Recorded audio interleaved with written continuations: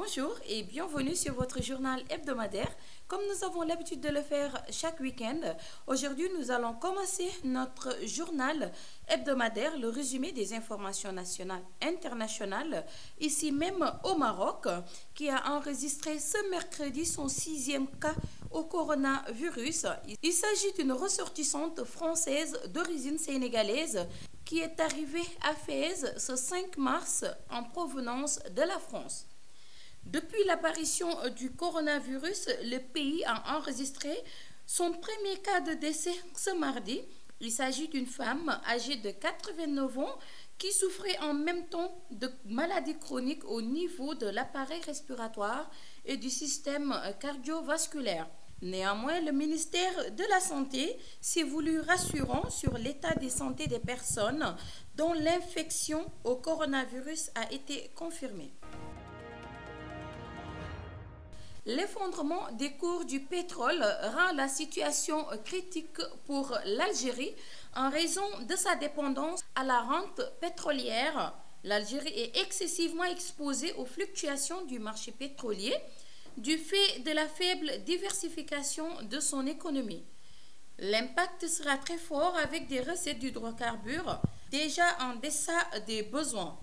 Selon toute vraisemblance, cette recette en 2020 va se situer dans un créneau entre 34 milliards de dollars, soit leur niveau actuel, et plus ou moins 20 milliards de dollars selon les évolutions possibles de la crise. Il est clair que parmi les priorités figure une puissante accélération des réformes économiques, une profonde modernisation de la gouvernance et une amélioration du climat des affaires.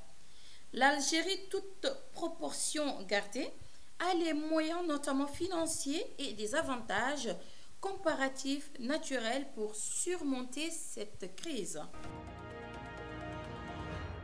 Si le Mali a connu des soulèvements touaregs répétés, les groupes djihadistes ont commencé à proposer à partir de la fin des années 2000, sous l'effet de l'insécurité croissante, du conflit libyen et du retrait du gouvernement central des régions sahéliennes. Depuis 2012, les pays entrent en guerre. À l'époque, plusieurs groupes armés contestent l'autorité du gouvernement central, des groupes rebelles touaregs luttant pour l'indépendance du nord du Mali et des groupes djihadistes désireux d'imposer la charia au pays. Après 3 mois de combat, les principales villes du nord, dont Tombouctou, Gao et Kidal, sont sous le joug des insurgés. Parallèlement, un coup d'état militaire renverse le président Amadou Toumani Touré, tenu pour responsable de la crise, alors que les groupes djihadistes se déplacent vers le sud. La France lance en janvier 2013 l'opération Serval sous l'égide des Nations Unies et envoie des troupes pour arrêter leur progression. À la fin du mois, la plupart des villes sont reprises, malgré la situation de désaccord de paix en 2014 et en 2015 à Ouagadougou et Alger. Le conflit continue de s'intensifier. Les groupes djihadistes poursuivent leur attaque et de nombreux groupes armés aux prétentions très diverses s'organisent. À ce jour, le conflit a causé des milliers de victimes et des centaines de milliers de déplacés. Ces constants alarmants incitent à s'interroger sur les différents mécanismes qui aggravent ces risques ou la font perdurer.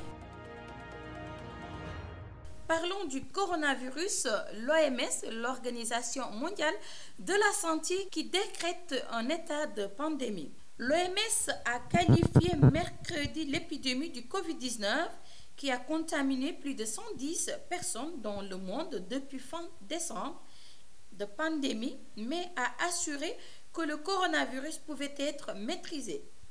Au cours des 2 dernières semaines, le nombre de cas en dehors de la Chine a été multiplié par 13 et le nombre de pays touchés a triplé. Le directeur général de l'OMS, Tedros Adhanom, décrit lors d'une conférence de presse à Genève la situation comme une pandémie ne change pas l'évaluation de la menace posée par ce coronavirus. Destination les États-Unis, où le président américain Donald Trump a annoncé ce mercredi la suspension pour 30 jours de l'entrée aux États-Unis des voyageurs ayant récemment séjourné en Europe, à l'exception des citoyens américains, une mesure draconienne censée endiguer la pandémie de coronavirus qui a déclenché une nouvelle tempête sur les marchés. Cette mesure, qui est entrée en vigueur ce vendredi à minuit, heure de Washington, 4h GMT samedi, ne concernera pas le Royaume-Uni, a précisé le milliardaire républicain. Elle s'appliquera à toutes les personnes ayant séjourné dans l'espace Schengen au cours des 14 jours précédant leur arrivée prévue aux États-Unis, à l'exception des Américains et des résidents permanents.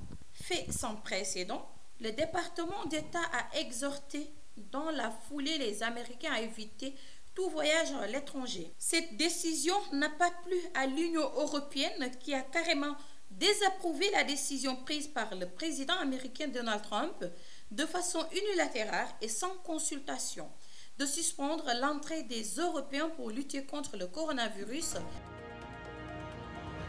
Et maintenant, nous parlerons de la culture. Le festival de cinéma africain à Khouribga, ici au Maroc, sera reporté à cause de la maladie du coronavirus. La 22e édition du Festival du cinéma africain de Khouribga, initialement prévue le 28 mars au 4 avril 2020, a été reportée à une date ultérieure.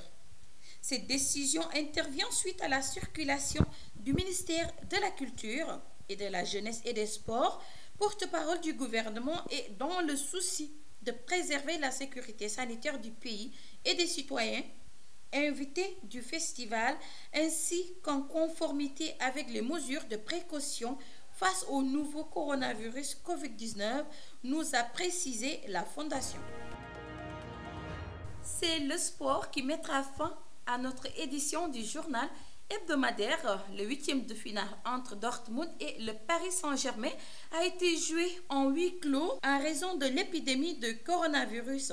Le champion d'Europe en titre, Liverpool, a pris la porte dès le 8e de finale de la Ligue des Champions en chutant 3-2 face à l'Atlético Madrid mercredi en match retour à Anfield, après s'être déjà incliné à l'aller en 1-0.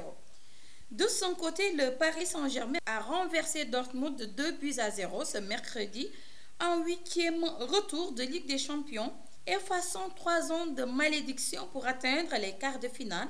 Après 3 échecs successifs du Paris Saint-Germain en 8e, c'était l'heure de Neymar, buteur mais décevant lors du match aller, perdu 2-1 en Allemagne il y a 3 semaines.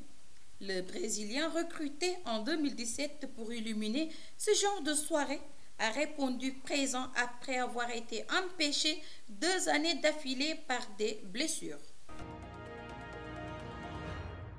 C'était tout pour le résumé des informations nationales et internationales. Rendez-vous le week-end prochain, comme tous les week-ends, et bon week-end.